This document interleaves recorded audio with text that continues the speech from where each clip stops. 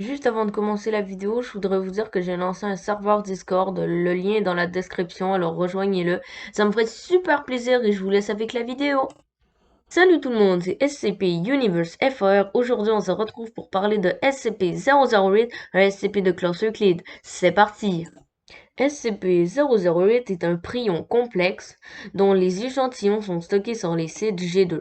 La recherche sur SCP-008 est hautement classifiée et est principalement destinée à empêcher la recherche pouvant conduire à une synthèse de SCP-008 à l'avenir.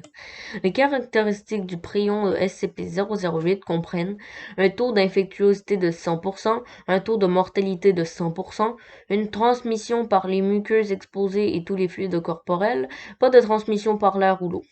Les échantillons de SCP-008 présentent un danger biologique de classe 5 et tous les protocoles de sécurité correspondants sont en vigueur.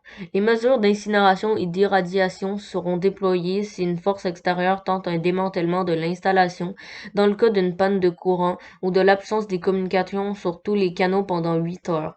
La période de quarantaine à respecter pour les employés quittant les installations est de 4 mois. Si une infraction est commise, les mesures d'incinération et d'irradiation doivent être déployées. Les sites G2 ne doivent pas posséder de procédure d'évacuation. Les symptômes de l'infection par SCP-008 se manifestent 3 heures après l'exposition et comprennent des symptômes pseudo-grippaux avec fièvre élevée, démence sévère dans les étapes ultérieures, début d'un coma environ 20 heures après les premiers symptômes et 12 heures après la démence perceptible. Le début du coma sera considéré comme le début de la mort du sujet. Une période de nécrose cellulaire sporadique se produit, ressemblant à une grangère. Les tissus survivants assurent leur fonction d'origine et sont très résistants. Les globules rouges accroîtront considérablement leur capacité à transporter le dioxygène, ce qui entraîne l'écoulement plus lent du sang et une hausse de l'endurance et la force des muscles.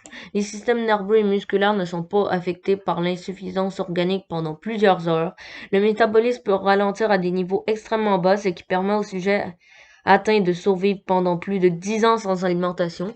La grande viscérosité du sang réduit les pertes de sang par blessure.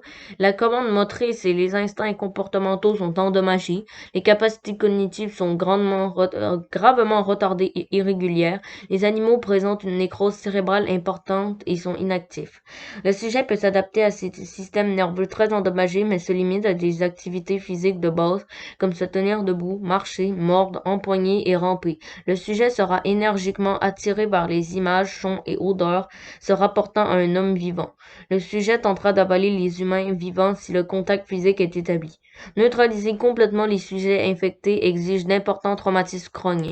Il est très probable que SCP-008 n'existe pas naturellement sur Terre, puisque des variantes de telle complexité auraient détruit une grande partie de l'écosystème. En 1959, un effort de collaboration avec l'URSS pour localiser les sites G2 et éliminer SCP-008 a été négocié suite de leur découverte. Le statut de SCP-008 dans l'URSS depuis que la collaboration a pris fin est inconnu. Petite information supplémentaire. SCP-500 est en mesure de guérir complètement SCP-008, même dans les stades avancés de la maladie. Voilà, alors j'espère que vous aurez apprécié la vidéo. Si c'est le cas, n'hésitez pas à vous abonner si ce n'est pas déjà fait, à activer la cloche de notification pour être au courant de mes prochaines vidéos, à liker la vidéo et je vous dis à la prochaine. Bye tout le monde!